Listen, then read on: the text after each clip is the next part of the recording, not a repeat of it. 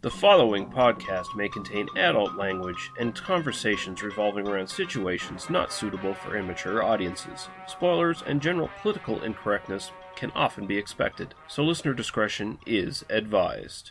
They must be destroyed on sight!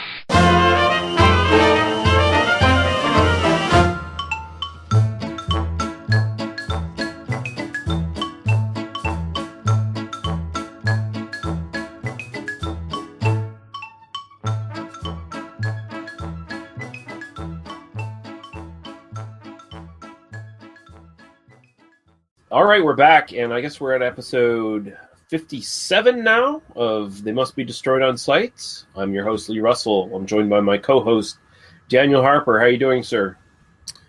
Doing just great. How are you? Good. We're going to be looking again at some more crime films.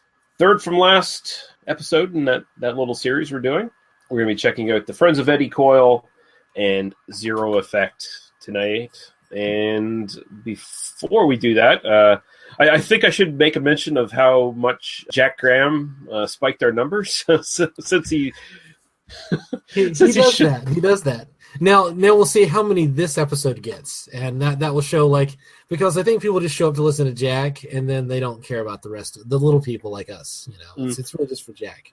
See, I'm almost kind of hoping the audience drops off, because I'm almost kind of feeling a pressure now where, Jack Graham just all of a sudden introduced this whole new urbane, intelligent audience to our shitty little podcast, and now I feel like we have to up our game to keep them. I just feel the need to talk about kinky shit every episode now, because those are the people listening. We want to hear you talk about dirty sex, Daniel. Do it. I will provide. I will provide. But I will say it was really cool to have Jack on, and I know he was spending basically the last 2 weeks saying how much he sucked on the episode or whatever, and he didn't. He's the classic self-deprecating English man, who just, no, I was terrible. I can't. I had 50 other intelligent things to say, and I didn't say them, so therefore I'm terrible. It's like, no, that's because you've just got more to say than I just dominated the conversation too much. That was the issue. Yeah. You're just gonna get rid of me. You're gonna shit can me, and Jack's gonna be the new co-host.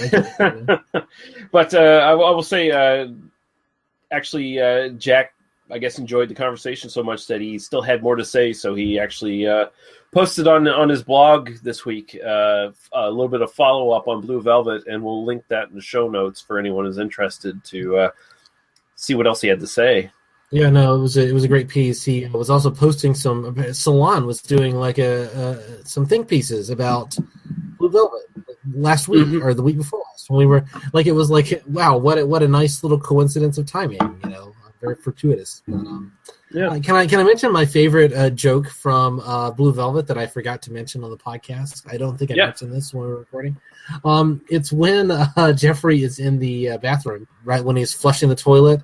And he misses the 4 honks, and he just kind of gets this little shit-eating grin on his face. He goes, Heineken, while he's zipping his fly. Yeah, I think that's it made me laugh every time. It was such a silly little moment. So nice. No Heineken. Yeah. So we do have a couple comments we should just cover here. We had one on the actual YouTube version of the episode last week. Seth Thomas says, I remember the buzz about this movie when it came out. I think and he's referring to Blue Velvet. I think the zeitgeist of 1986 was more that this movie proposed that in middle-class America there were things happening under the surface that people in polite society didn't talk about, and it made people wonder what could be happening in their communities. He said Rossellini's performance was incredible, and the Stockholm Syndrome theory seems to be an undercurrent. Lynch's use of symbolism was obviously not lost on anyone. I was in high school when this movie came out. We even talked in lit class about Blue Velvet and how it used symbols to show there was this dichotomy of living in the USA. Great review, guys. Cheers. Yeah. Thank you. I like it when our listeners use the word dichotomy in sentences. I think it's a nice thing, So. Yeah. And our friend James Murphy from Pex Lives, he posted on our Facebook page. We have a Facebook page, by the way. Hold on, wait a minute. We have a Facebook page? We do. And it is the single best way to get in contact with us and get your feedback read on the episode. They Must Be Destroyed on Sight on Facebook. Look it up. It's there. We accept anybody. But he says, I love hearing Jack in film buff mode. Great episode, fellas. I can't quite hack Blue Velvet. It's completely haunting, but I find the violence against women on the razor edge of gratuitous. I can deal with Cannibal Holocaust, video nasty shit, but when welded to three-dimensional characters who move in a beautiful dreamscape, it's honestly outside of my comfort zone. I'm not convinced that I'm a David Lynch fan. Blood Simple is fascinating because it's the Coens before all the machinery was warmed up. It's a little simpler, a little less polished, and I really appreciate that about it. In terms of mood, it reminds me mostly of Barton Fink, but they're not quite sure what kind of filmmakers they are yet, and that blank canvas quality is what makes a lot of debuts so intriguing. Keep up the good work. I've dropped all my other film podcasts. They Must Be Destroyed on Sight is the one that hits me where it matters. Wow. That's high praise from James. And he's the co-host of City of the Dead, which is one of the great movie podcasts out there as far as I'm concerned. Although James is the weak link on that podcast. Can we agree that Holly is the real I apologize. Podcast? I apologize, James, but Holly is the one we all listen to. So yeah, no, James. I think James would actually agree with that. Quite honestly. Probably. James, come back on Only Spaceman sometime. Where we miss you. We haven't heard from you in a while. So yeah, and I know he's expressed interest in joining in at some point to do the Skull possibly because he missed out on that in the actual City of the Dead podcast. So. And I know he needs to get some shit in order in his own personal life, get schedules worked out and stuff. So honestly, I just put it out there that whenever he's ready, we're ready, and we'll do the Skull, and then it'll be awesome. Or whatever else he wants to do, we're good. James Murphy on this show would be astonishing. So I would love that. Yeah, but that's great. I'm just going to bring all my nerdy Doctor Who friends over onto this podcast, Lee. Anybody who wants to show up and is a nerdy Doctor Who friend of mine, please. Well, we've been talking that we've been sort of discussing preliminary merging of the podcast into one network of some sort. So it kind of feels like that's just going to happen eventually in the future. Yeah. Basically we're becoming one, gestalt organism. It's going to be. They Must Be Destroyed, Oi Spaceman, or something, It's going to be like that South Park episode. Destroy the Spaceman on Sight. That's what it's going to be called. Yeah, it's going to be like that South Park episode where Cartman became merged with his Trapper Keeper or whatever, and yeah, which was itself just an Akira reference, really. So. Yes, we're basically going to turn into Akira, and we're going to kill a lot of people. Yeah, I didn't mention that. Did I give away the murders we're going to do? Did I just do that? No. I'll try to edit that out. Yeah, but thanks, James. That's awesome. Just the fact that you said you've dropped all your other film podcasts for us. That's God damn it. we need that means we have to actually do our jobs from here on out. No more fucking around. Yeah. We actually have to think about this shit. Yeah. I can't get wasted and then forget everything I say on podcasts anymore. I have to actually. Yeah. I keep feeling like we keep getting pushed up to some level where we have to. We have to keep the quality up now, which is really distressing. It's going to become like a job now. Yeah, really. And also, just a little comment from Mike Murphy, no relation to James Murphy, as far as I know. And he said, they're just sock puppets for each other. Yeah. He said, 1, Russ Myers is God. True. Yep. 2nd, I'd rather drink vomit than PBR. And I questioned him on that one.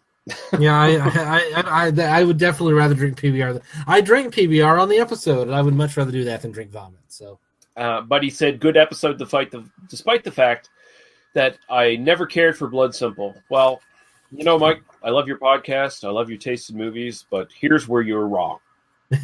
Blood Simple is brilliant. I don't care what you have to say about it. Blood Simple is brilliant. But at the same time, Badass Boobs and Body Counts podcast, they're awesome. So, okay, can I pick a bone with that podcast? Okay. This is jumping ahead into the what we've been watching segment, but I actually watched Hot and Saucy Pizza Girls on that podcast's not recommendation. So they did a hardcore episode where they did a 1978, I believe, hardcore film with John Holmes and a bunch of lovely ladies, including Miss Candida Royale, who died a few years ago, but she was I actually know her as a sex educator. I know her as like as a writer, and so I'd never actually seen her do a film, and she's the best thing in the film, no question.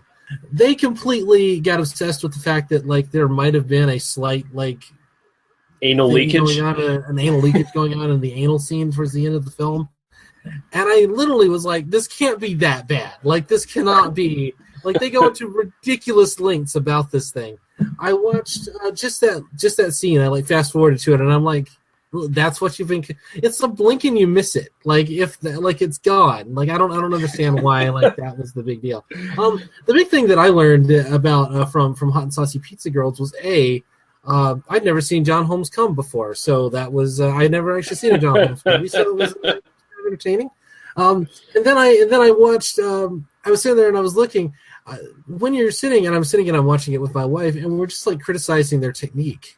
It's like, come on, man, you can't eat her out like that's. She's not wet at all. Like you've gotta. You're just the standards for a cunnilingus in hardcore pornography have definitely risen in the last 40 years. That's all I'm going to say.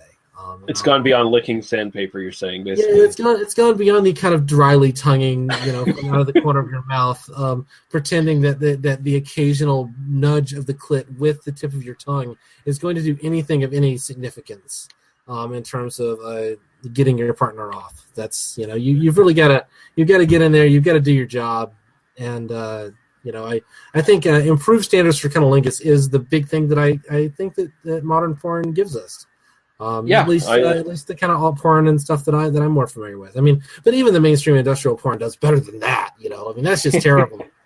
Yeah, that's sort of the that's back in the sort of independent, real sort of pioneer days of like porn really becoming part of the mainstream to a certain extent. So you're kind of expecting to see some pretty ham-fisted shit going on.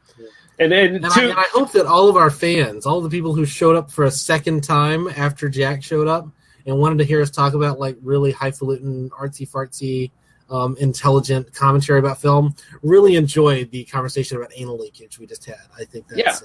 And in Badass Boobs and Body Counts defense, they do like to engage in hyperbole when they're discussing films.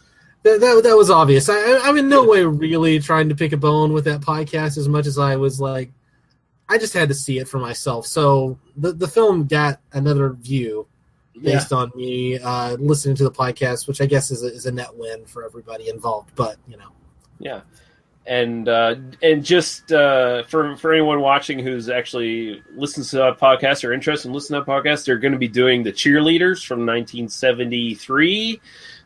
Should be out around the same time this episode is out. Definitely check that out. That's one of my favorite sort of like softcore TNA comedies, and I'm definitely interested in hearing what they have to say about that film. Well, maybe I'm gonna have to watch that film. I haven't seen that film, so I'll have to dig it up and watch it myself. So yeah, we're not watching. We're not talking about any films of our own this week, right? We're just responding to. We're still basking in the glow that Jack Graham brought us a huge number of listens. Well. We were off for a week, and then we've been sort of having a bigger sort of presence and connection with other podcasts and people and stuff, and it's been nice. We've been sort of almost feel like we're sort of merging into some sort of community with some people, and there's just been a lot of stuff to talk about. So it's cool. But okay, so that was the comments. So we can basically move right into what we've watched in the last little while. And I know you've only basically watched one thing, Daniel, but let you jump right into it. Sure. Besides Hot and Saucy Pizza Girls, I actually watched a film from 1993. It is called Mind Warp. And the way I found this was because Mind Warp is the title of a Doctor Who story that we covered on Early Spaceman a couple of weeks back. And in my kind of research, I was kind of looking at it, and then I found this 1993 Bruce Campbell film. It's actually one of 3 films that was actually released by Fangoria in their video sequence. It's supposedly a film that's kind of about like virtual reality and like these kind of what is real and what is not real, and kind of the societies that are hampered by being strapped into machines all the time and that sort of thing. But really, it's just a vehicle for some actually pretty cool low budget creature effects and blood effects, gore effects from the early 90s. And Bruce Campbell being kind of badass and Bruce Campbell and kind of silly. It was an entertaining watch. It was worth the 90 minutes I put into it. It's probably just skip the first 30 minutes, ironically. Like, you don't need it. Unless you care about the plot at all, which you don't. I mean, just kind of skip it. It's at least the first 15 because it does start kind of slow. But pretty good little film. Nothing that I think is worth like really talking about to any great degree, but it's fun. It's got Bruce Campbell in it. It's got some really cool gore effects, and there's this kind of handmade, almost like Fraggle Rock quality to certain sequences that it's not puppets, but it's got this kind of like, it's got that same sort of feel.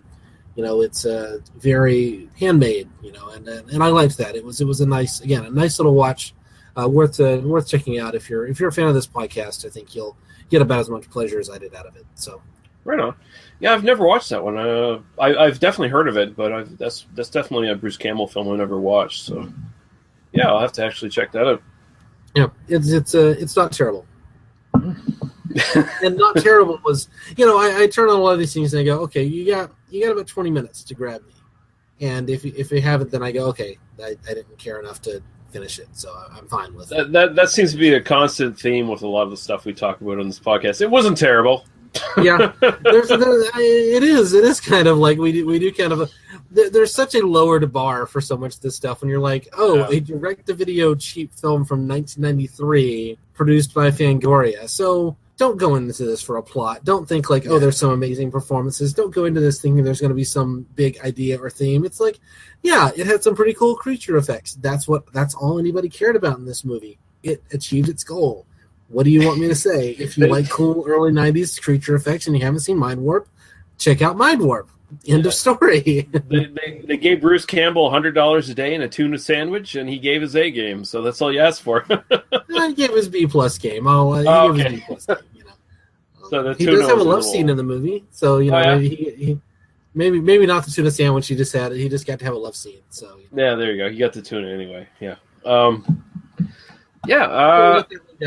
just that's. I've actually watched quite a bit of stuff, but I'll just mention a couple things. I watched a movie last night, actually, on Putlocker. It was one that I was actually kind of interested in. It stars Elijah Wood and Nicolas Cage. It's called The Trust, and it's sort of a little sort of crime drama / heist film with some comedy in it. It actually has Jerry Lewis, of all people, in it, in a sort of bit role as Nicolas Cage's dad. Wow. Yeah. Does he say Flavin? Is he kind of who chews more scenery, Jerry Lewis or Nicolas Cage? Nicolas Cage does. Jerry Lewis is incredibly subdued. I think it might have more to do with his age than anything else and his medical conditions, but and he's actually pretty good in it. Like he just sells that he's this old cop or whatever that, and basically these are two cops, Elijah Wood and Nicolas Cage. They're part of they're the evidence section, evidence record keeping or whatever. They collect the evidence and tag it and put it all in their appropriate places. But they basically come across this discrepancy that adds up to, this place might have a hidden vault with all kinds of whatever in it, either drugs or money or jewels or whatever. So they decide to plan a heist around it. It wasn't too bad. It actually wasn't too bad. Wasn't great. It has Nicolas Cage once in a while going outside of his boundaries and just doing the sort of weird-ass Nicolas Cage quirks that don't really make sense in the movie to a certain extent. But for the most part, he's fairly subdued, and he just comes across as a kind of a psychopath, kind of psychopathic character. It's weird. It kind of doesn't do a perfect job of balancing comedy with like serious drama. But for the most part, it's actually kind of an enjoyable watch for like 90 minutes or whatever. So it wasn't too bad. Pretty decent crime film. I enjoyed it. I enjoyed the performances. So and just to see Jerry Lewis in anything at this point was kind of amazing. It should be his last film too. So, yeah. Could be, yeah. Sadly enough, and after he dies is when was it that movie he did about the Holocaust? The Day the Clown Cried. Yeah, that's when it can officially be released. Is after he dies. Yeah. Actually, Patton Oswalt has an amazing story about that movie, The Day the Clown Cried, because he used to do live readings of the script. And apparently, he was going to do one, and it was this tiny little thing. Like 30 people were in the audience, and they were mostly fellow comedians. But he used to do live readings with a bunch of his like comedian friends. And like he got a cease and desist letter from the, I'll see if I can find that article and send it to you so you can put it in the show notes. If cool. But that's a really, really funny story. It's definitely worth checking out. As much as I don't want Jerry Lewis to die, I want to see this fucking film. Yeah, just because we've been debating having not seen something for 60 years, so it'd be worth actually seeing it to go, oh yeah, that actually was as terrible as we always thought it was. Yeah, no, that should never have been released. But we got to see it. Congratulations. Yeah, it'll be interesting to see if it's just like completely disappointing. And it's like just Jerry Lewis like sticking bananas up Nazis' asses or something. I don't know. I hope they do that as a double feature with Orson Welles' last film that they keep saying is finally going to be completed. I hope it's The Day the Clown Cried and The Other Side of the Wind as a double feature. Yeah, and I've seen in 2018 or something. I've seen bits of The Other Side of the Wind too, and some of it's pretty good. John Huston, pretty amazing. Yeah. It's the bits that are there was a Orson Welles documentary. Orson Welles, a one-man band that had like a big chunk of that, like kind of some footage from the completed bit that was in that looked like really fascinating and like very, if all you know from Orson Welles is Citizen Kane and the War of the Worlds, then you don't understand what he was getting up to in his later work. We're way off tangent now, but hey, fuck it. Yeah, fuck we don't have an audience. Nobody cares. Yeah, we're not going to retain the audience that Jack gave us anyway. So whatever. I say we embrace the digression because that's Jack's style. That's the Ruditor Press house style is to embrace the digression. So yeah, we probably already lost most of the audience anyway when we didn't follow up exactly the next week. Anyway, they're already gone after 1 week. Fuck these people. Yeah, fuck those guys. They're like they're totally unprofessional. Yeah. The only thing I'll mention, I watched a short little TV series, British crime drama series, only 4 episodes. It's called Driver, starring the guy who played the governor in The Walking Dead. Apparently, I don't watch David Morrissey. He was in Doctor Who. He was in he was in one of the 2009 specials. He played the next Doctor, who was not actually the next Doctor. Oh, that's right. That's right. I remember him. Yeah. Fuck yeah. Okay. That's right. Yeah. He's really good in this. What's his name? Meany, I guess is his. Yeah. Who plays Chief O'Brien? Chief O'Brien. Yeah. He doesn't have a name. He's Chief O'Brien. He's Chief O'Brien. But essentially, David Morrissey is a disgruntled cab driver who is basically going through a bit of a midlife crisis. Well, not even that. It's just his life is sort of stagnated, and he's not happy with where he is.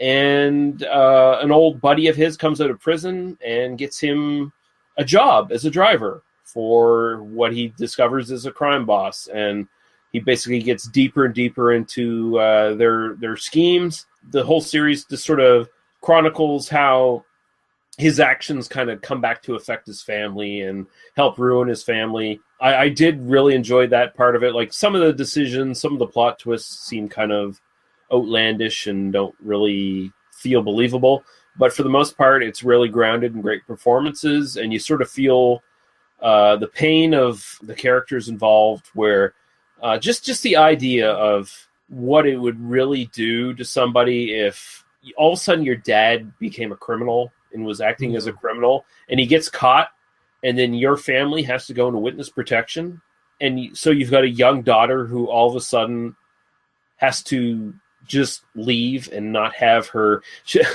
There's this moment where she basically comes up to her dad's face and is like, "Look at my phone. I've got 500 friends on Facebook. I have to leave all of these people. I just have to distance myself from all of these people and never have contact with these people again, because if I do, there's the potential that these criminals are going to find us and kill us." And that was a person who might have been a fan of our Facebook page and then just would have to leave. So that's the tragedy. That's the real tragedy of the it's terrible of the series. Everyone on our Facebook page, please don't let your father become a driver for a crime lord, because it's just not going to end well, and we're going to lose the fucking Facebook fucking subscriber. And we only have a few, so we can't lose any of you. Exactly. No, but that sounds awesome. I'm really interested in. I saw you post on Facebook about this. Did you? How did you watch this? Was this on Netflix? Netflix. It's on Netflix. Awesome. Yep. Cool. It's on regular Netflix, and it's only a 4-episode series. It's just basically less than 4 hours of your time. Yeah, that sounds really. I'm probably going to try to pick that up this week. That sounds really interesting. I enjoyed it. I enjoyed the performances, and there's some good plot twists, and it felt very gritty and realistic. Like it didn't.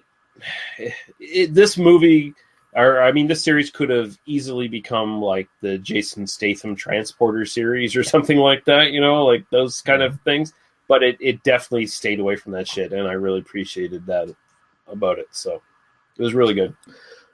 So yeah, we've gone through that, and I think we can just get right into the movies we've going to review tonight.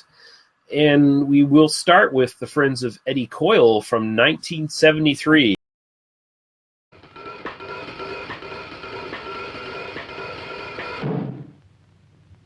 This is Eddie Coyle. I got 5 Smiths, 2 Lugers, and a 357 mag. You can open a bank with that thing all by yourself. And these are his friends.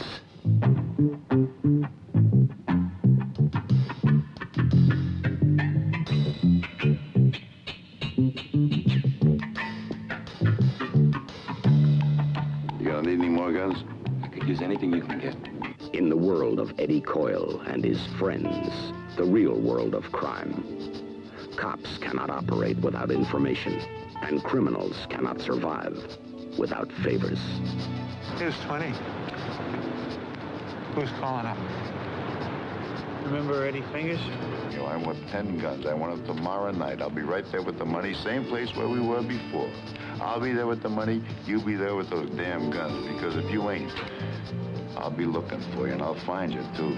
Hell, the way I hear it, you're maybe mixed up in something that's going on.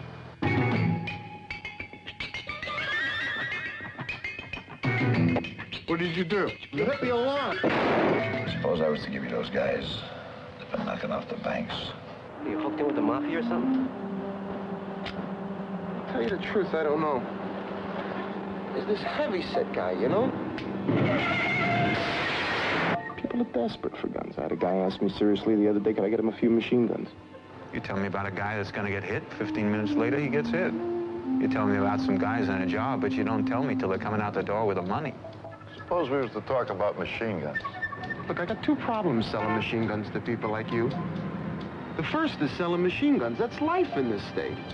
If I give you this, I can't do no time. These guys have got friends, you know, and I wouldn't live to get out.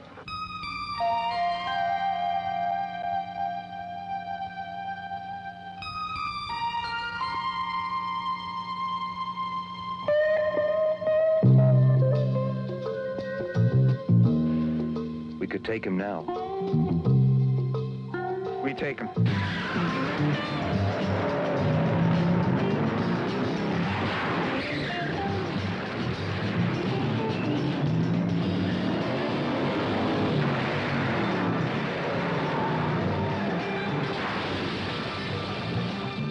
It's a grubby, violent, dangerous world.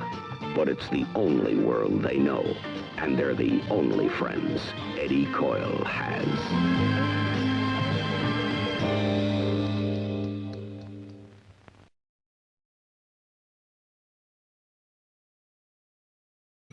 Directed by Peter Yates, who is probably best known for Bullet from '68, and I also know him from Murphy's War from 1971 and Kroll from 1983, which I think might be a movie we might cover at some point. One of these things is not like the others. Is kind of where I land on that. But I do know on the Facebook page, Cameron Sullivan was saying you guys should really do some like sword and sorcery films. So we might do Kroll at some point. That might be really fun. I know Shannon would come on for Legend. My wife would come on for Legend. Tom Cruise and Legend, and Mia Sara, which is the real bullet point on that. And written by Paul Monash, and based on the novel by George V. Higgins, starring Robert Mitchum as Eddie Fingers Coyle, Peter Boyle, who probably most people know from Everyone Loves Raymond, unfortunately, as Dylan. Richard Jordan as Dave Foley. Steve Keats as Jackie Brown. Alex Rocco, the great Alex Rocco, I'll reiterate there, as Jimmy Scalise. Joe Santos as Artie Van, and Mitchell Ryan as Waters. And I'll let you go to the summary there, Daniel. Robert Mitchum is Eddie Coyle, a low-level gun dealer with two major problems. One, his world is steeped in early 70s malaise, and two, he's about to go to prison for his part in a truck hijacking. He's an old man with a new wife and some kids who he doesn't want to have to go on welfare like a couple of I'll refrain from using the word Dylan, Peter Boyle uses, but I think you get my drift. He's looking at a couple of years, and his way out seems to be ATF agent Dave Foley, Richard Jordan, who might or might not be looking to make a deal if Eddie turns informant. Eddie's been supplying guns to a group of professional thieves who are knocking off a series of banks, and they've been keeping him in steady business, as one of their strategies to avoid detection is to simply drop their guns in a river after each score. Eddie gets his guns from Jackie Brown, Steve Keats, and first offers Foley Brown, then eventually the bank robbers, that got confusing, and first offers Foley Brown, then eventually the bank robbers themselves, in an attempt to save himself a run in prison. Unfortunately, though Eddie gives up his fellow gunrunner, the ATF gets the bank robbers without him, and he knows he's going to have to go to prison. Despondent, he goes to Dylan's bar and gets wasted. While he's there, Dylan gets a call from the mob informing him that Coyle is going to have to be taken out. And, friendship be damned, that's exactly what happens. Dylan takes Coyle to the hockey game with the second highest amount of sublimated rage of any film discussed on this podcast to date, second to Chasing Amy, and after getting him drunk, Dylan shoots him in a car with a .22, leaving the car containing the body in a bowling alley parking lot. In the end, ATF agent Foley thanks Dylan for giving him the bank robbers, and while Foley may suspect Dylan in Coyle's murder, nobody's going to do a goddamn thing about it. Yeah. And I'm immediately just going to go to you on what your thoughts are on this, because I know you hadn't watched it before, and this is a film... I'd never heard of this film before. This is, you said The Friends of Eddie Coyle. I'm like, what's that? I knew Paul Monash's name because he produced a bunch of the stuff that... William Goldman did in the 60s. He was a producer on Butch Cassidy and the Sundance Kid and some other stuff. So I kind of knew that name, and obviously I knew Rich Mitchum and I knew some of the other actors. But I somehow this film completely passed under my radar. I find I admire this more than I like it, which is I did enjoy the film. I really did. It took me a few kind of sessions to get through it. I didn't watch it in one go. Yeah. I didn't find it engaging. But I really found it to be a really interesting portrait of this this really despicable guy. This character. I really wish we'd done this as a two-parter with A Kiss of Death, because I think it kind of covers a lot of the same themes. I think it's a kind of a modernized take on that, because it really is.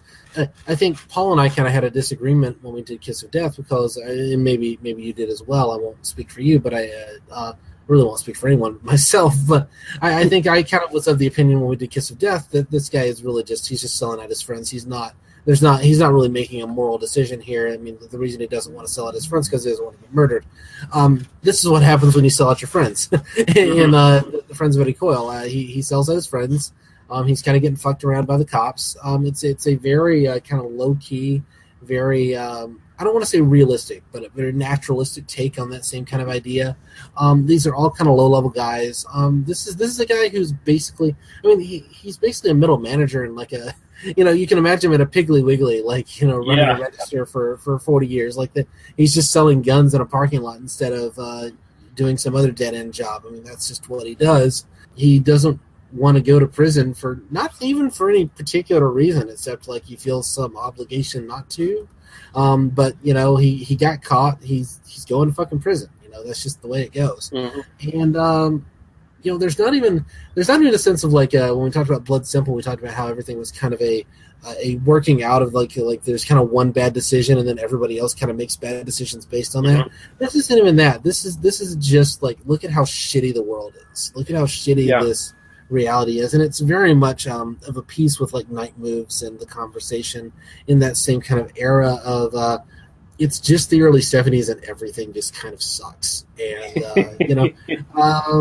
we're the heart of the Nixon. We're in the heart of Nixon land. Everything is terrible. Thankfully, Reagan's going to bring us Morning in America in a few years, and everything's going to be hunky dory from then on forward. Yeah, that's the way it works. Yeah, I think I may maybe slightly disagree with you about Kiss of Death, but I do see your point where he is kind of a despicable guy who just kind of sells out his friends, and he's not really a guy you can root for, and I don't necessarily root for the guy in Kiss of Death either. Essentially, this is like you said. There's no real twists and turns and surprises. This is a very natural progression. This is just like the logical progression of what's going to happen to this guy because of the decisions he's made in his life. And that is basically the story of this. He is one of these guys who is on the fringes of like basically the Irish mafia run, like the Whitey Bulger gang, essentially the Winter Bulger gang or whatever, running Boston and stuff like that.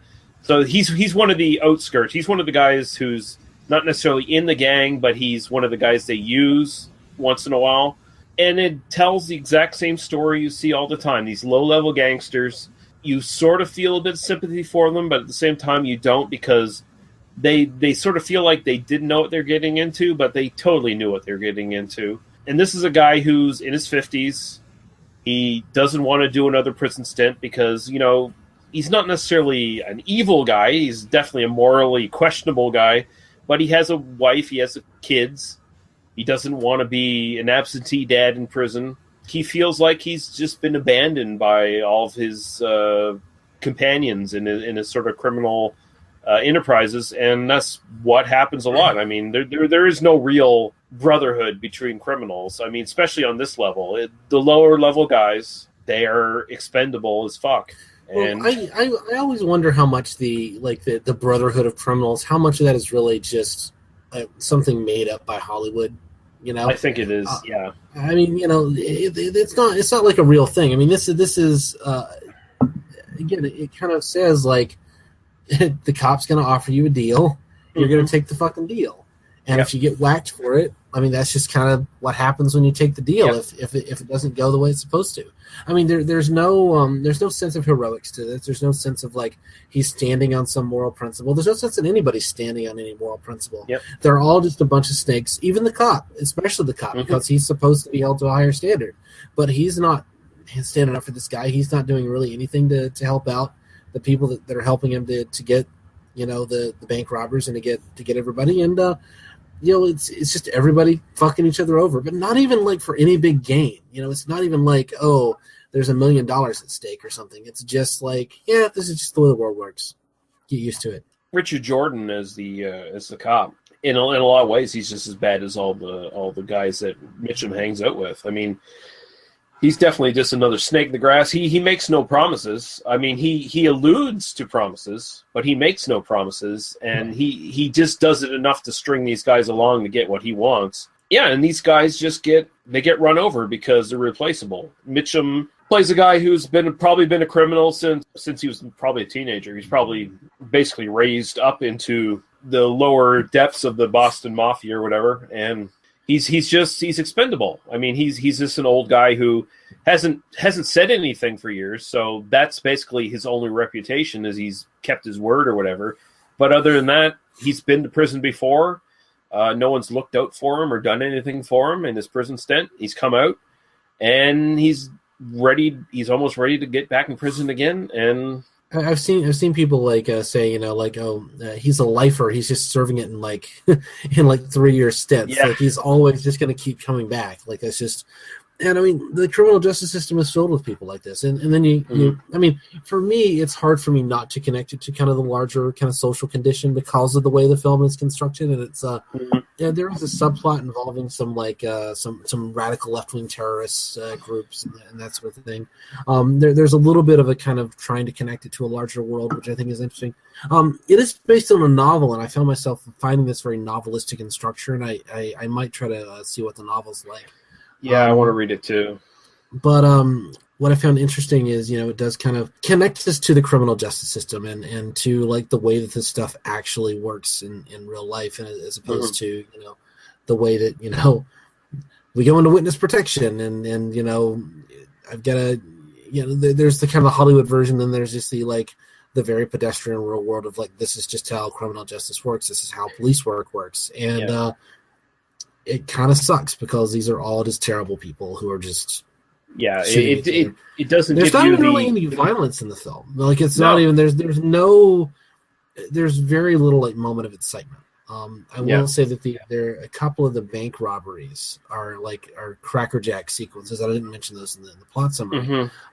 But this is all just about like this kind of gray, featureless existence that all of these people live in, and some of them just happen to be stealing from others. But other than that, it's really about this sense of just malaise that's just pervading all of the film. I think that's a big point of the film. It just really takes a lot of the romanticism out of the criminal element. Like it really just shows you what these people, to some degree, really are like. Like they're just, in a lot of ways, they're normal people, but they're just caught in this really bad, shitty system, and they're making really shitty decisions and doing really shitty things.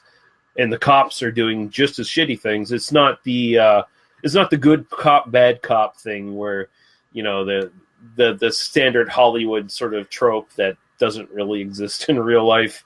Right. It's just, the cops using these people just like their criminal bosses in the upper echelon have used them. These people are used no matter where the fuck they go, no matter where they turn. They're being used by somebody, and they're caught in that sort of web, and there's no way out, really. This is a film that again made me want to see like a modern version of this that actually dealt with. Well, I would argue The Town with Ben Affleck. I would say that's I I haven't seen this. it. I need to see it. That's one of those. I heard that got good notices on release, but I haven't seen that. I haven't seen much of anything in the last 10 years. It's just I'm trying to go all of 2016 with only seeing Deadpool from 2016. I see no other films from 2016. And do a weekly movie podcast and not see anything from 2016. That's my goal. The Town is definitely one to watch. Like, actually, it's actually a pretty good double bill with this. Like, The Town was actually really good because it basically deals exactly the same thing. Basically, Boston, Massachusetts criminals. Sort of the same outliers of it. I honestly, The Town is sort of like the Alex Rocco-led gang more than anything else, because they're doing the bank robberies and stuff, right? And I like the robberies. Like the robberies they're kind of set up to give like some excitement in the film. Basically, they're just injected in there to do that because they didn't even really have to show them for the most part for the plot of the film. They're just there. And you're right. They're crackerjack. They're very well done. They make sense, and they just give a little bit of excitement into the film, which is honestly more of just like a really slow kind of character study more than anything else. Yeah, it's a character study, and then it has these these sequences of tension, and it does.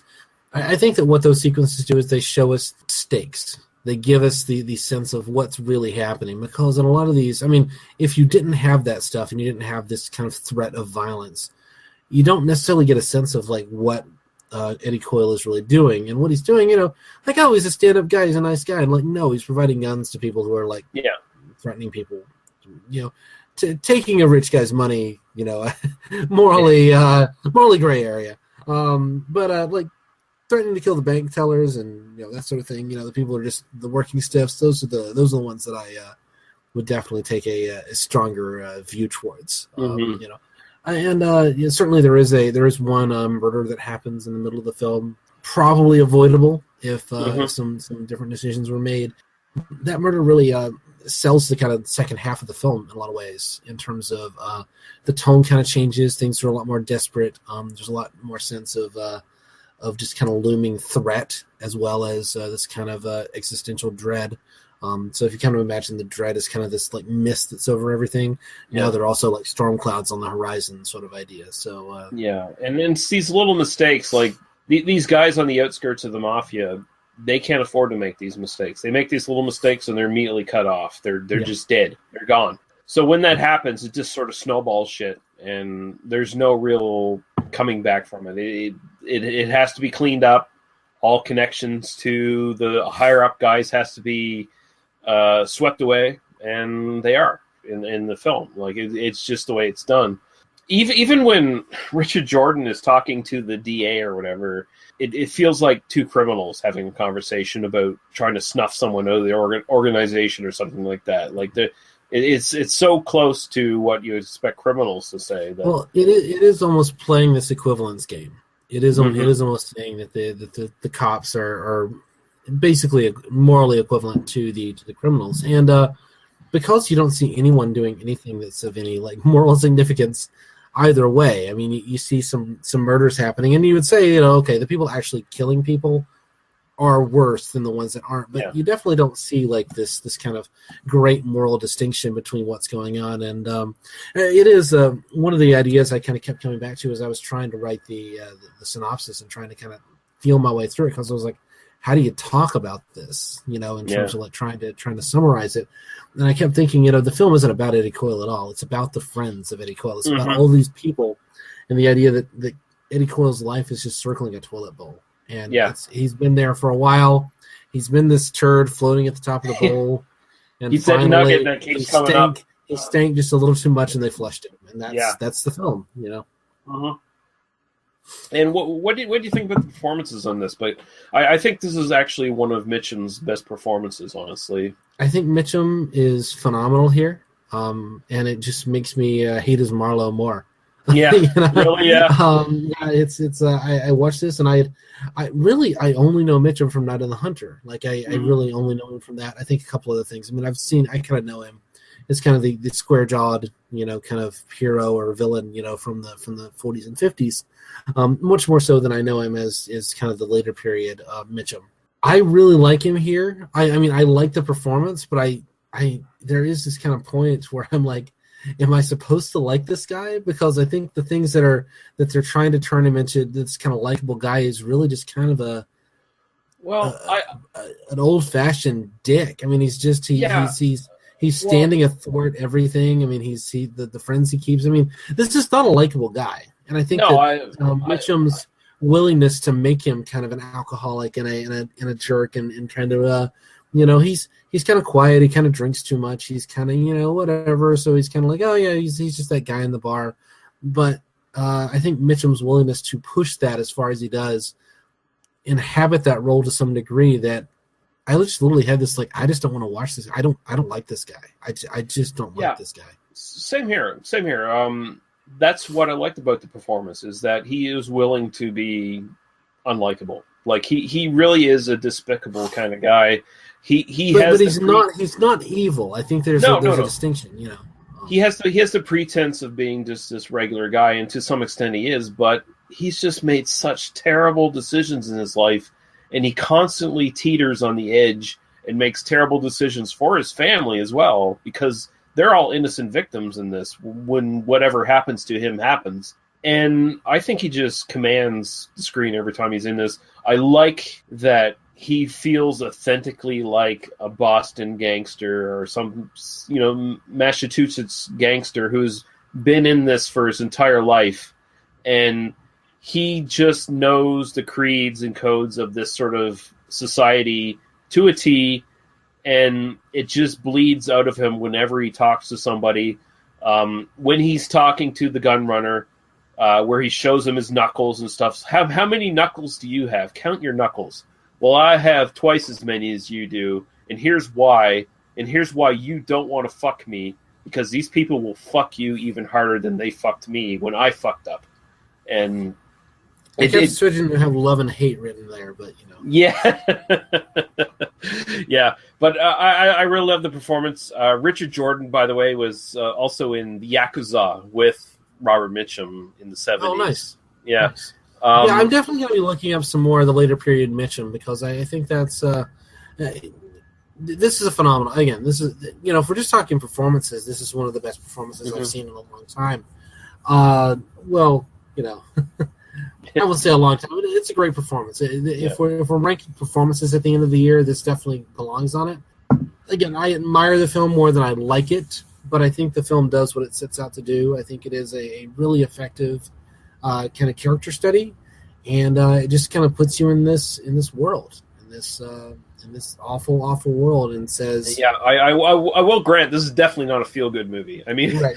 And I'm not even expecting it to be feel good. I guess for me it's more. I think technically it's just sort of like it lacks a little bit of forward motion. And that's not necessarily a bad thing. It's not necessarily that it's slow. It's that I kind of don't quite know where I'm going from. You know, I don't quite know what the film is kind of trying to say at time to time. I will try to revisit it and see if, like, having seen it to the end, kind of go back and rewatch it and see if it I respond to it differently. But it was definitely easy for me to kind of watch 30 minutes at a time. You know, really I see what you're saying. Where definitely you get the feeling it definitely is taken from a novel, where it is slightly episodic in certain parts, where you get a little disconnected, because there's a part where you see the cops, like Richard Jordan talking to the DA. Then you get parts of the gun runner doing his thing. Then it comes back to Coyle.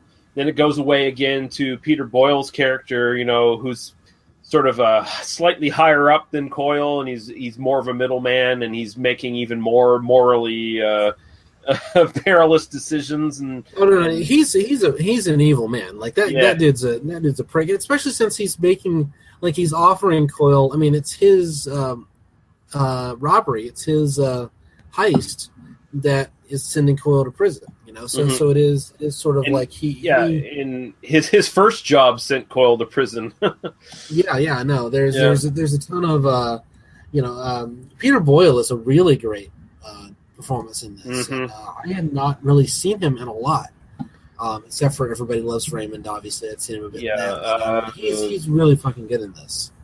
Honestly, the only other movie I think I've seen him in is Where the Buffalo Roam, and then that's the Hunter Thompson with Bill Murray as Hunter Thompson. I have not seen that, so maybe we need to watch some Peter Boyle movies. Yeah, we could do that. Hey, definitely go to our Facebook page and recommend some Peter Boyle movies we should see. Yeah, so that would be awesome. Yeah, go to a couple things here.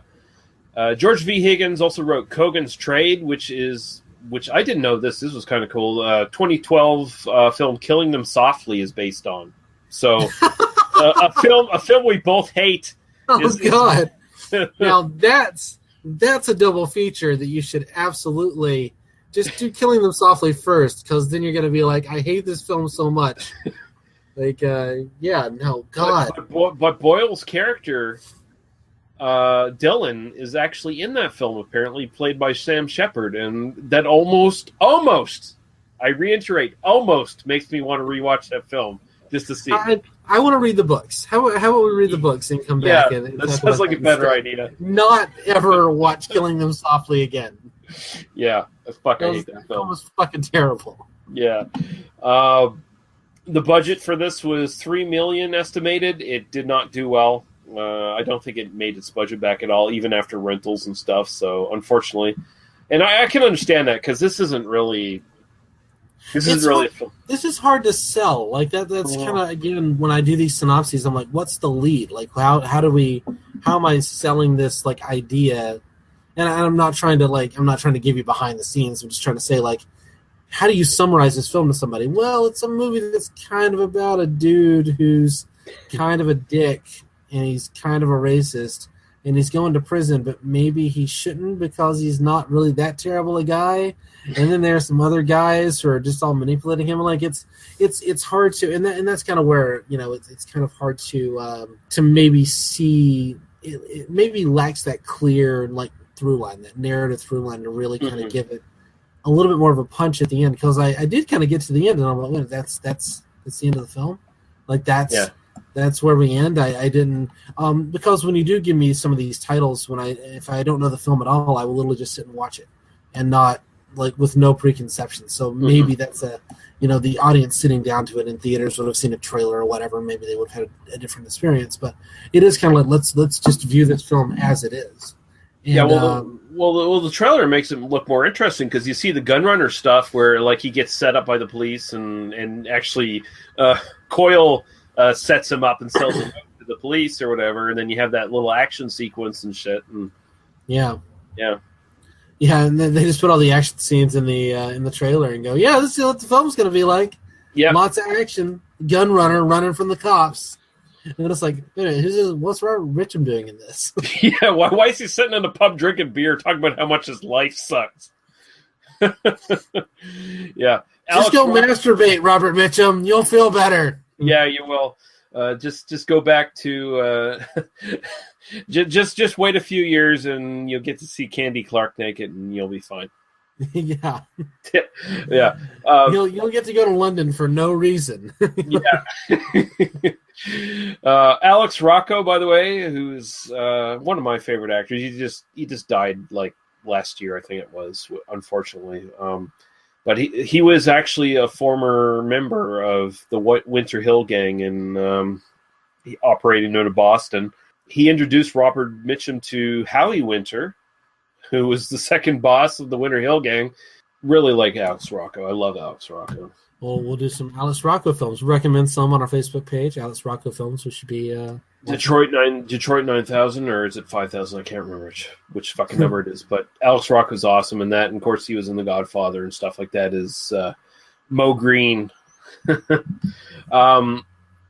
All the shooting in this was done on location. One of the things I really connect with this film, living in Nova Scotia, a lot of the townships and rural areas are very much similar to Boston.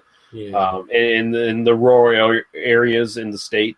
So when I watched this film, I was watching it and it's like, man, I know this place.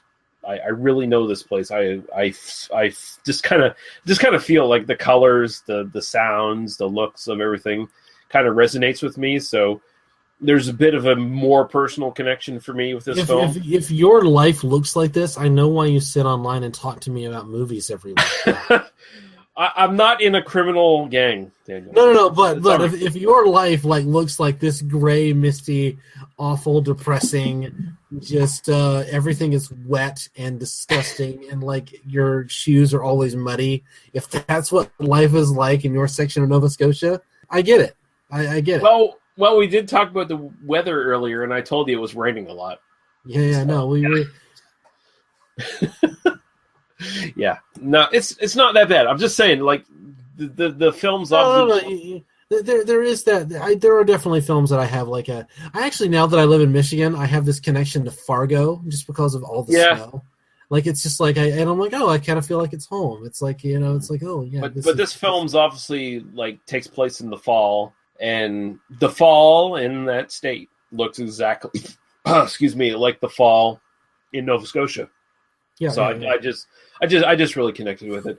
And you really get a sense of the location here. I mean, it is kind of I skipped a lot of the location stuff, but I mean, it is like a Bruins game where they're there and they mention a particular player who's, and there's Bobby Orr, metaphor about Bobby Orr. I don't know anything about fucking hockey, but it's apparently he's a big deal. So congratulations. I know enough that Bobby Orr is one of the single greatest players ever, and it's a good line where he's talking about look at that Bobby Orr.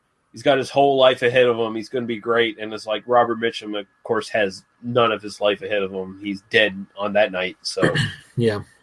Also, just going back to the town here for a sec, from 2010, Jeremy Renner's character in that film is actually watching this film in the background of the. You can hear the audio, so you can hear Robert Mitchum speaking, and their gang, they actually. It's not spelled out that they actually got the inspiration to do their crimes based on this film, but they do their crimes exactly like the crimes done in this film. They do the thing where they kidnap. They kidnap the executive and keep his family hostage. It reminded me a little bit of the scheme in Dirty Mary, Crazy Larry. Oh yeah. And the biggest connection, of course, is that they take their hostage and they take them out to the seashore and they sent them walking towards the beach and then they speed away. So that's good. And again, I'll recommend The Town because that's an awesome fucking movie. Yeah, you're making me want to watch The Town now. So I had very little interest in it beyond I'll get to that eventually. But now I'm gonna put that on my list. It's really good. It's really good. Surprisingly good. So it was kind of the beginning of Ben Affleck kind of coming back as an actor and kind of he'd been kind of fucked over by Hollywood for a while and then he made some good stuff. It's pretty cool. Say what you will, but Ben Affleck, he is actually a legit talent. I've never had anything really negative to say about Ben Affleck. Honestly, I've always thought he was he's everything I've ever heard about him is that he's a decent stand-up guy. Very kind of, even when he was at the height of his fame and celebrity and, fucking Jennifer Lopez, he was a kind of working class Boston guy who just happened to be making $20 million for a movie. Yeah. And you're going to make some terrible movies because you're fuck, they'll pay me $20 million. Hey, I'd go star in anything. I'd go do Force sure if they pay me $20 million. And even the reviews for Batman versus Superman, everyone's basically saying he's the best thing in it. I've heard Gal Gadot is the best thing. Yeah, well, that too. Yeah. So I'm gonna have to see that. Maybe we'll see that. Maybe I will see two films this. I have seen it, and guess what? If you watch that, you'll be watching 5 films in one film. Let's put it that way. I can't wait. Yeah. It's gonna be like a horror anthology film, only it's not. It'll be a horror. I'll guarantee that. Okay, let's move on to fucking Zero Effect from 1998. We should. You're probably the best. Excuse me? Excuse me. You are the best private investigator in the world. 2 shots, down she goes, execution style. Guess what the victim's name is? Let me guess. No, I don't mean really guess. There's no way you could actually guess. Clarissa. I'm being blackmailed, Mr. Arlo. How desperate? Scale of 1 to 10. Bordering on manic. I need the matter resolved. Take me to the scene of the crime. My employer is hardly your typical private detective. What did I tell you about the curtains? When he's working, smoothest operator you've ever seen. Brave, slick, cunning. As soon as he gets off work, complete freak, nuts, tactless, terrible, rude. Hello? What's his name? Harold Burgess Mitchell Hudler. Nick Carmine. Daryl. Sergio. I'll give you $1 million if you sell out your boss. When your number's up, it's up. $2 million. Innocent people suffer, and murderers get away with it. $5 million. What kind of a hold does this guy, whoever he is, have on you? These people are victims of plots, and they need our help. So what if I was to walk in there right now? What would happen? I'll shoot you. I have a gun and everything. The mysterious and brilliant Daryl Zero. Could I ask you a question? What's that? Why are we talking on the phone?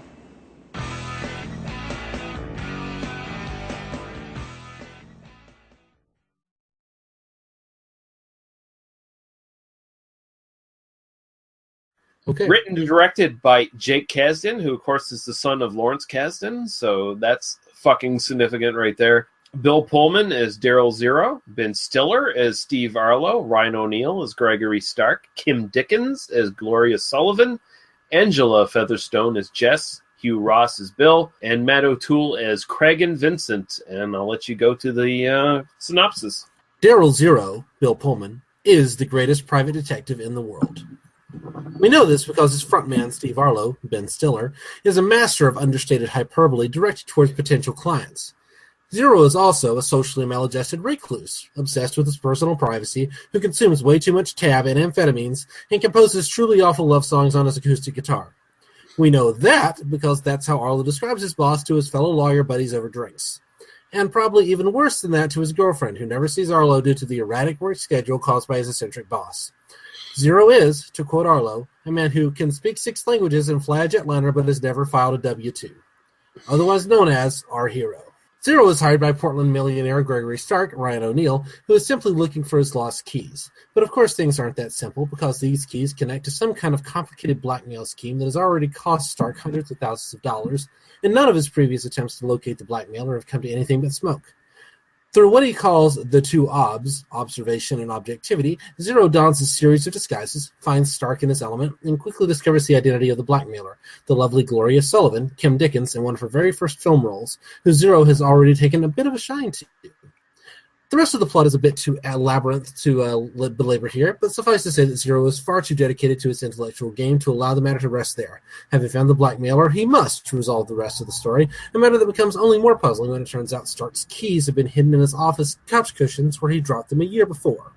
During the investigation, Zero gets closer to Sullivan, who turns out to be more than a match. She sees through his facade, probing his true identity, and when she dares him to help her with her taxes, his disguise at that point being of an accountant named Ermine, the ruse becomes a date, and then something of an affair. I will not spoil the ending, but the film ends with the lovers separated but somehow satisfied that they've each met their match, with the millionaire Stark revealed as a murderer and a rapist, and Arlo finally able to marry his long-suffering girlfriend. Based on what you've heard, is there any doubt that a TV version of this property spent years in development hell in one of the major American networks? Yeah, and it never became a series. They shot a pilot, and that was it. Yeah, pretty much. Yeah, yeah. I mentioned it because I haven't seen this movie, but there was a David Duchovny movie from 2003 called The TV Set, directed by Jake Kasdan, which basically was a fictionalized version of the attempt to get the Zero Effect into as a TV series. So that's one I've always been wanting to see. But yeah, anyway, sorry, I kind of threw that in there as it was. So you recommended Friends of Eddie Coyle, and I recommended this one. So I guess you get to start on this. I'm really happy you did. This is one I've known about that I probably never would have watched until you recommended it to me. Very much like Punch Drunk Love. This was just something that was on my radar, but it was kind of an avoid, and I was pleasantly surprised. Not that I would equate Bill Pullman with Adam Sandler as far as annoyance, personally, with me.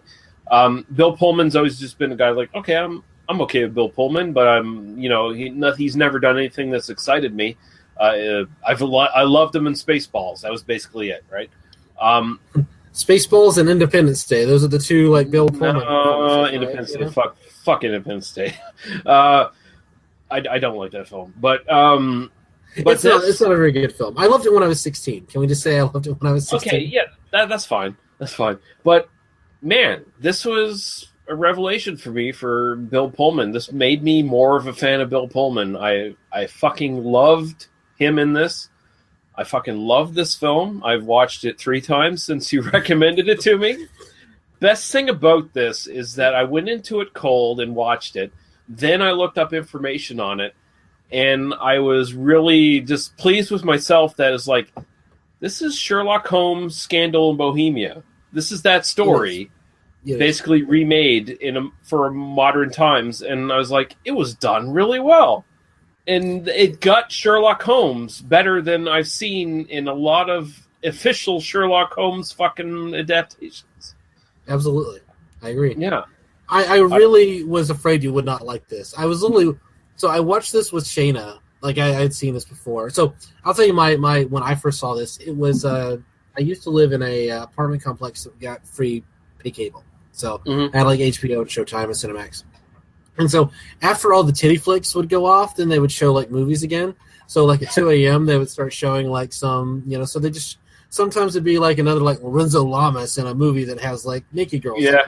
And then sometimes it would be like a real movie. And you never knew. So just kind of like I sit there, I'm 2 a.m. I'm like, do I want to go to bed or do I want to watch this?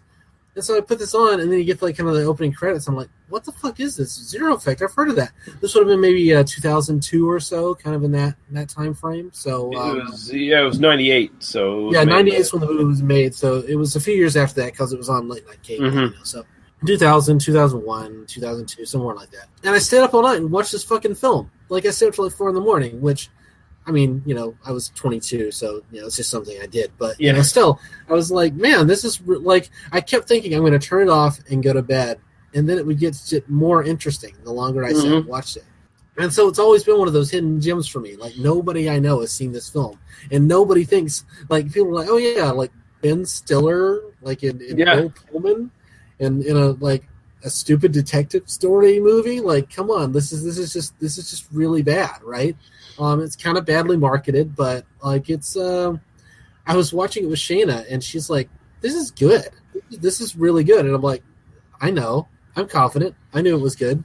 Although I did have to sit and ask her, like, "Is this a good movie? Like, is it like, am I stupid for thinking this is good? Because nobody likes this movie." But this is so when Shayna and I watched Deadwood the first time, you know, so a few years ago. Shayna's like, why are you so obsessed with the Joni Stubbs character? And I'm like, it was Kim Dickens. And she was like, okay, like, who is that? I'm like, she's the girl who's in the Zero Effect. And now Shayna has seen the Zero Effect. She's like, I completely get why you fell in love with Kim Dickens. And that's she for me. She's the key to the film. I actually, I fell in love with her, and I followed her career for 15 years now. I think she's amazing in the film, and you know, her performance is the linchpin that makes the film work. Yeah. Sorry, I'm talking too much. I was trying to let you kind of talk about what you thought of the film overall. But yeah, I mean, it's not. It doesn't exactly follow A Scandal in Bohemia to a T, but it definitely adapts it into a modern context very well. It adapts the characters into a modern context very well. Bill Pullman just basically does an amazing job as a sort of Sherlock Holmes type character. I mean, just very. It's got all the classic features of Sherlock Holmes. He's not necessarily socially inept. I would not say Sherlock Holmes himself was socially inept. He was just above being social with people. He just didn't give a fuck. He was because he is a human computer to a certain extent, but he had the drug addiction problem. He had the thing where he was playing his own music with the violin in his study, which was apparently also terrible to some extent. Pullman is, when he's doing that love song early on in the film, he reminded me of like a really bad Tom Waits imitator, like covering the worst Bob Dylan song I've ever fucking heard. Essentially, it's basically just a dude like wailing on a guitar with two chords and you know, wailing about love. Like that's all he's doing. You know, But it's great. Like Ben Stiller is awesome in this. He's essentially the Dr. Watson to his Sherlock Holmes. This is before Ben Stiller. This is when Ben Stiller was still acting. You know, so that helps. The only difference, of course, is that Pullman in this takes it upon himself to write his own memoirs instead of having Watson do it, or Stiller do it. And of course, in the actual Sherlock Holmes stories, Sherlock Holmes himself is always kind of disdainful against the stuff Watson writes, because Watson always kinds of like trump it up and make it more exciting. So here you actually get the ideal Sherlock Holmes writing his own memoirs kind of thing, where he's just sticking to the facts. He's not trying to make anything exciting or extraordinary. So I enjoyed that as well. And just watching him type on the fucking computer, that the fucking old dated fucking computer. It was 1998, and that computer monitor was old then, you know. So yeah, it was like I had these like Doogie Howser flashbacks. Oh yeah. No, it's not far removed from that. Yeah. What I found interesting, kind of rewatching, because I actually watched it twice this week. Or we went in 2 weeks, so I watched it and then I rewatched it again. Mm-hmm. Just because I literally was like, oh, I'm just gonna watch the first like 20 minutes, just like before bed. I was working. I got to work the next day, and fuck, I stayed up till midnight and watched the damn movie again. So you know, it really is like easy to get lost in again. I find, you mentioned how much it is. I mean, it is based on the Holmes story, and it is not just Holmes, but it is a kind of comic distillation of Holmes. It is kind of like pointing out the kind of ridiculousness of the concept, and in a lot of ways, how many of the fucking modern day TV shows are basically, look at this like quirky police procedural that we've done.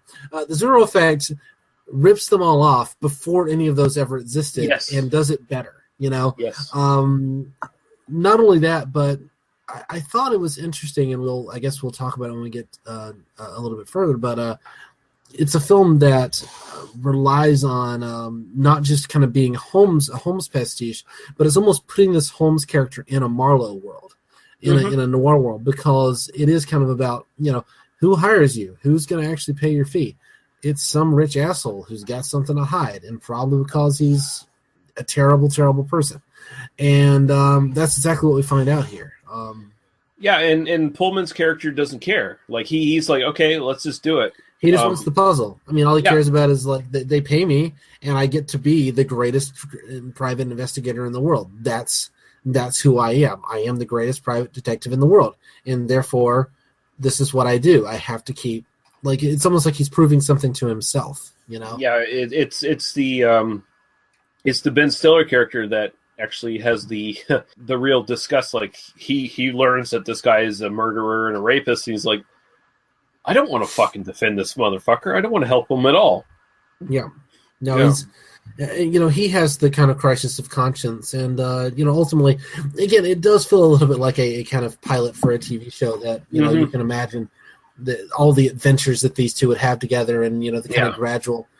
Ironically, it probably would play better today than it. I mean, I think you could absolutely get a Zero Effect TV show. Oh, it totally like stuff like The Mentalist and stuff that's on TV. I mean, this would be the good version of The Mentalist. Yes, yes. There's a show called Psych that I kind of watched for the first few years until it just got silly. But it kind of it's so like everything on the USA Network is built out of this DNA. The closest thing is really Monk. I mean, I can't imagine that the creators of Monk did not see this film. Right. Because that was the first big one, and that kind of set the mold for all the other ones. Again, I was rewatching this, and I'm like, man, this just feels like a TV show today, because there aren't so many TV shows that borrow from this formula to a small degree or a large degree. And so I'm glad that you enjoyed it, despite the fact that it would be easy. It's easy to make this feel derivative today, especially if you're kind of watch. I just found this more enjoyable than those kind of TV shows. I mean, because it was just written better and done better all overall, as far as I'm concerned. And I think for me, and I agree with that. It is done better, but it's also because of the performances and the relationships. He solves the mystery in 10 minutes. I mean, literally, like I didn't time it, but like from the time that he first approaches Stark to the time that he discovers the blackmailer, it's only a few minutes of screen time. Like the case is solved by Stark's opinion at that point, but he's already got a connection with the Kim Dickens character, with Gloria, and he's interested in he feels both the professional obligation, but he also finds this connection. And this is a guy who's hiding himself off. This is a guy who's not connecting. And it is a little bit of a cliche that like he meets the girl and suddenly he feels, but it's not really about the girl even. It's about this sense of like actually wanting to interact with the world in not ways that are completely abstracted. And it's not just objective and observation. It's actually interacting and actually being intersubjective and kind of understanding the world as it is, and being a part of the world. And he manages to do something that Sherlock Holmes can never do. He actually has feelings for someone to that degree, especially a female character, because Sherlock Holmes, the only thing he ever sort of felt for Irene Adler is that he respected her because she was the one person who could beat him. Right. And here, basically, it's telling Sherlock Holmes falling in love with Irene Adler to a certain degree.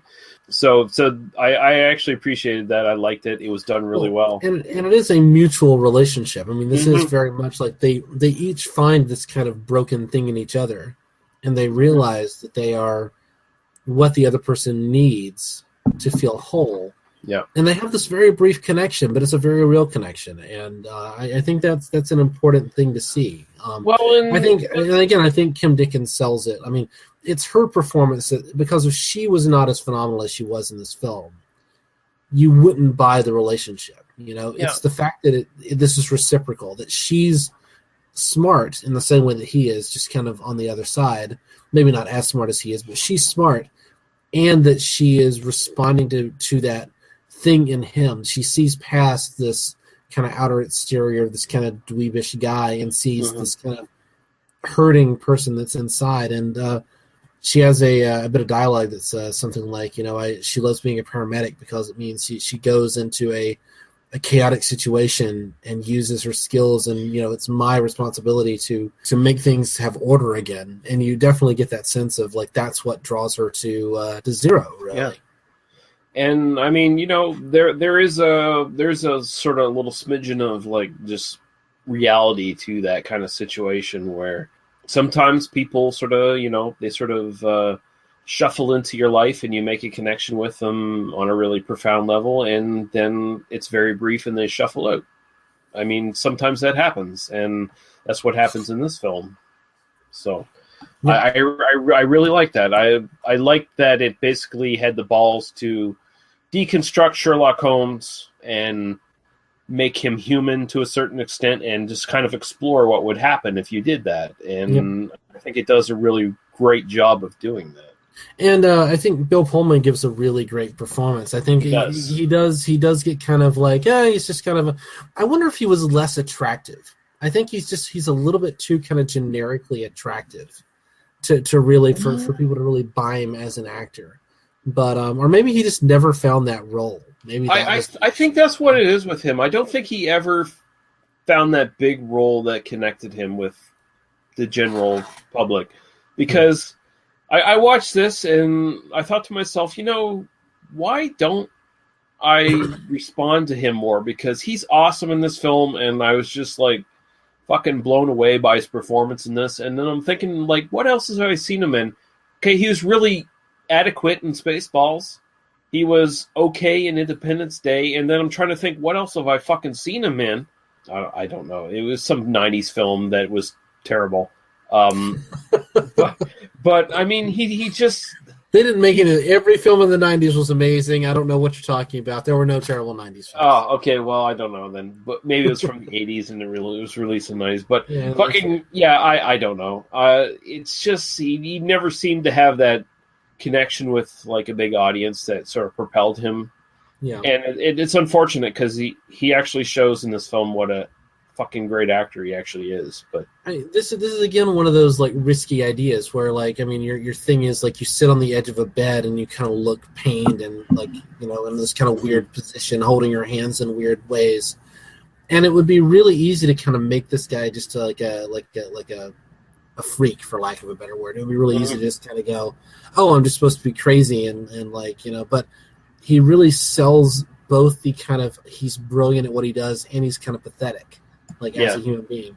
And he's able to kind of sell both simultaneously. I think that the sequence where he's like doing the reversible jacket in his hotel room, and he's just like, and you kind of get that sense of like he's both like, this is something he's doing because he's trying to blend into situations and he's trying to be able to disguise himself at will, but it's also just kind of a really silly thing to be doing. Yeah. And the performance and the direction and everything really sell that moment. And if it wasn't a strong enough performance, he would have a hard time selling it. Just the hair he has to wear through big chunks of this film, the kind of crazy hairstyles, and you kind of look at that and you go like, how do you act under that? Like,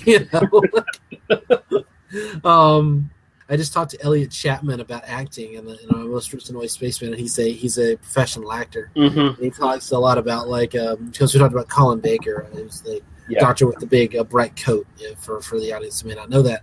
And he basically says like, how do you? I mean, he's like, you have to have a big performance in order to, survive that coat. Just in order to otherwise you're just going to shrink into nothingness. Yeah. And I mean, it is something that Bill Pullman is able to like put on these kind of crazy outfit at the very beginning, the first time you see him, he's in the cowboy boots and the bright jeans and the lime shirt and the crazy hair and carrying a guitar and he's like literally eating like cans of something. I forget, like cans of tuna or something like that. Cans of tuna. He's literally just like scarfing cans of tuna in this kind of vaguely unpleasant way and sucking down a can of Tab, and yet he's got a fridge full of Tab. That is so fucking gross. The moment where Steve Arlo walks up and he opens up the fridge, and then he has to like find his drink behind all the Tab. His Diet Coke, which is equally gross.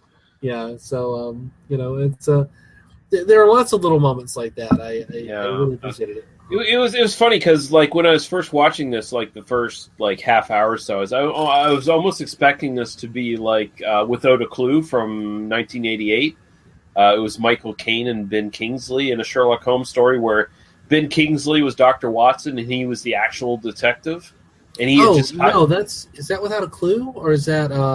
It's Without a Clue where he hired Michael Caine as an actor to play Sherlock Holmes because he had written all these stories based on his own exploits, and Michael Caine was just like this drunk actor who wasn't a detective at all, and it was actually Ben Kingsley as Dr. Watson who was the real detective, but he was keeping it on the lowdown because he actually wanted to rise in the medical field, and he felt like if he was doing the detective shit, people would frown on him and not get him higher up.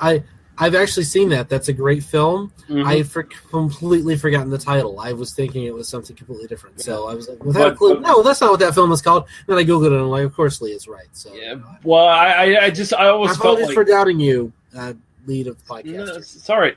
I just felt like for like the first half hour I thought, oh shit, Ben Stiller is the actual detective and he's just putting on an act. Yeah. No, that's an interesting angle, and it would have been an interesting angle. I like that too. What I find interesting is that the film starts off as kind of a comedy. You get a lot of the kind of broad comedy moments there at the very beginning. Once you kind of meet Gloria Sullivan, and once you kind of see, the film does kind of transition into much more of a character study. Mm-hmm. Both of her and really of all four of our main leads. The Ryan O'Neal character, the Kim Dickens, and then your two Steve Arlo and Daryl Zero. It's really kind of an examination of all their lives and the way that they interconnect and the way that they intersect. And I like, but particularly the relationship between Bill Pullman and Kim Dickens is really that date they go on. The kind of date where he comes in to do her taxes, and then she's like, "I'm going to go take a nap," and he goes, "Oh, well, And I'm like, I will go take a nap with you, Kim Dickens. I will not do your taxes right now. Yeah, fuck the taxes. Holy shit. Let's do some deductions in the bed or something. I've got some other things for my fingers to do right now. They do involve intimate parts of your anatomy, and we will be doing that with your permission in the next 10 to 15 minutes. So.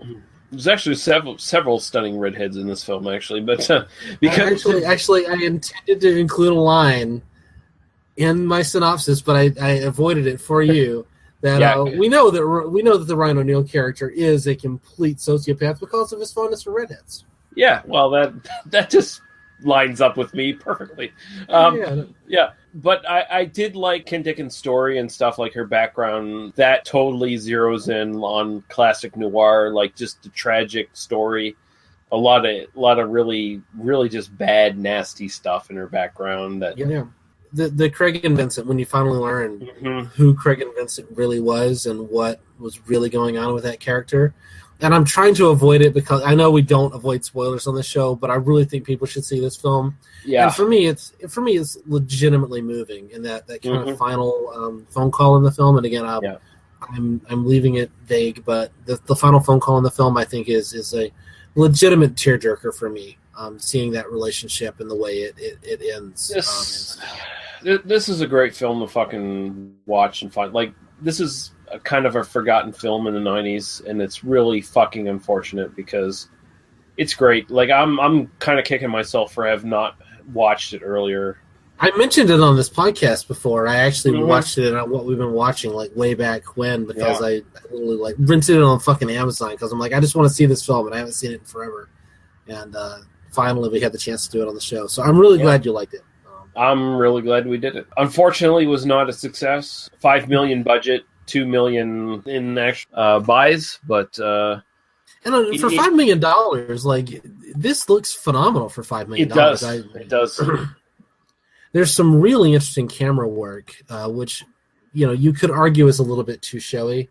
There are a couple. It's very 1998 in its use of Steadicam. Mm-hmm. We'll just call it that. We'll just say that. Yeah. There's a crane shot that feels a little gratuitous towards the middle of the film on top of a roof, and then there's a kind of a Steadicam kind of a shot as a certain some pieces of information are being revealed about the history of the tape that that are a little bit like, I get, okay, Jake Kasdan, this is your first film, and you're very proud of the fact that you get to direct a film, but maybe this wasn't quite necessary. But I think, still, like, gorgeous and effective nonetheless. Just kind of, that was a little unnecessary. Yeah. Totally forgivable because the entire film's fucking great as far as I'm concerned. And one of my favorite moments in the film is actually when Zero is talking about, and it's in a kind of voiceover narration, is like, I would never forget the girl, like and then you do this freeze frame, and it's on like not like gorgeous Kim Dickens in the dress, it's Kim Dickens like on the exercise equipment, like sweating, not looking like super hot. She's just kind of like standing there like the way a normal person would stand on which is courageous both for an actor and for the film to play it that way. Because she's not played as sexy, she's played as interesting, and I think that's what personally I respond to very strongly in this portrayal. Yeah, and it's real because you think about how much time he must have spent in that fucking health club staking out his mark, and he's seen Kim Dickens in there, and probably that's the most he's, other than the dates he's had with her, that's the most he's ever seen her. So, like, that's where he associates her. And, fuck, I'd watch Kim Dickens run on a fucking treadmill. Fuck yeah. I watch Kim Dickens do just about anything. Yeah. Kim Dickens actually was born and raised in Huntsville, Alabama, which is where I lived for, like, 10 years. So, I also feel kind of a hometown connection to Kim Dickens. So, Kim Dickens, if you're listening to this, give me a call, all right? Because we need to set up a date. It's totally going to happen. Yeah. Yeah. No, totally. Kim Dickens is a fan of Jack Graham, discovered this podcast, and now, I'm going to get to date Kim Dickens. She's probably married and monogamous, so it's probably not something that's realistic at all. She's one of those celebrity crushes for me, and it is based on this film. And I feel bad that I feel that strongly about it, and that I have to talk about it on the podcast. But I love her. I've been following her for a lot of years. So go totally Kim Dickens. Yeah, Kim Dickens. It must be just on site. We got a lot of followers now. We got a lot of people listening to us. Yeah, you got to relent now. Holy fuck. I will say the only weak part of this film for me is actually the soundtrack, just because it's so obtuse compared to what I listened to. The only song I recognized on this, and the only song that is actually one of my all-time favorite artists, is Nick Cave. And this is like from his worst fucking period ever, doing songs. And it's a song that plays while they're in the restaurant talking to each other. But, yeah. It's such a it's one of those where we get an indie band and they're going to do the score for the film, which again, there's so much that's very 1998 about this film, and you do have to accept that going into it, this is late in the Clinton administration, this is what films just look like at this time, so but yeah, for $5 million and it's really effective. It's clever. It doesn't feel like a cheap movie, and it's got some great performances, and it's underseen. Go watch this movie. Definitely, yeah. It needs to be revisited. People need to check this fucking film out because it's actually. And also really fans of Eddie Coyle, because I probably gave it a little bit of a faint praise, earlier, but it's a phenomenal film. It's a really good film. It's just a little bit less easily involving. Zero Effect, I can't imagine sitting and watching the first 30 minutes and not finishing the film. It's kind of hard to think you wouldn't want to kind of get drawn in and keep wanting to move forward. It does move pretty fast. It sucks you in. It really does. Yeah. I might go watch a little bit of it before I go to bed, actually. Now that we're talking about it, I'm like, I want to go watch some Zero Effect. Right on. So. All right, so Daniel, tell people where they can find you on the interwebs. Sure. Well, I do have it is currently a Doctor Who podcast. It's called Away Spaceman, a Doctor Who love story. Here in about a month, we're going to be expanding and doing some other stuff. I might as well start pimping that out now. We were kind of mentioning it earlier. I think we're going to absorb They Must Be Destroyed on Sight onto the Away Spaceman family. So, don't worry, the content won't change, but there'll be a new website where you can go to, but we're still working that out. But eventually we are going to be covering the immediate plan is we're going to do Red Dwarf and Firefly as well as Doctor Who, and kind of alternate weeks, and so it'll be kind of a big grab bag of content, and I hope people go and search that out. I hope one of those three shows is interesting to someone, and then you can stop listening to me talk about Doctor Who every time we do They Must Be Destroyed on Sight episode. Yeah. But you can find the current version of it is at oyspaceman.libsyn.com. That's oyspaceman.libsyn.com. And when we get kind of future websites up and stuff, I'll start using those. But for right now, that's the best way to find me. Awesome. And of course, the trailer will tell you where to go. Please go to our Facebook site and leave comments and questions and suggestions for stuff to review. That is the best way to find us. And we've had a really good level of response from people on the Facebook group. I've really been enjoying it, and it's actually just way better than I ever expected. We've had a lot of really great comments from people. We've gotten a few little discussions going about certain things, and I just want to see that continue to go, because that's what this podcast is all about, talking about movies and having fun and discussing and shit. the stuff that's in the movies. I would like to. I mean, I think I try, to kind of bring in the other stuff that's going on in the culture around it, So Friends of Eddie Coyle isn't just about, like, crime. It's kind of about, like, the Nixon administration, So there is kind of like bring it on. Like, we're interested in broad conversations about this stuff. And, I'll sit and chat with you all day, no problem. So, well, unless I'm at work where I don't have Facebook access, but, And next week is going to be Hangover Square and The Lodger. Both from 1944. And we might even talk about some of the other, at least I will, about some of the other iterations of The Lodger that have sort of happened over the years, including the Alfred Hitchcock one in the silent era. And that is the plan for next week. And until then, thank you very much for joining me, Daniel. It's always great to be here. And Hangover Square has my been dead since 1961 girlfriend, Linda Darnell. So look forward to that. Yeah. And thank you, everyone, for listening.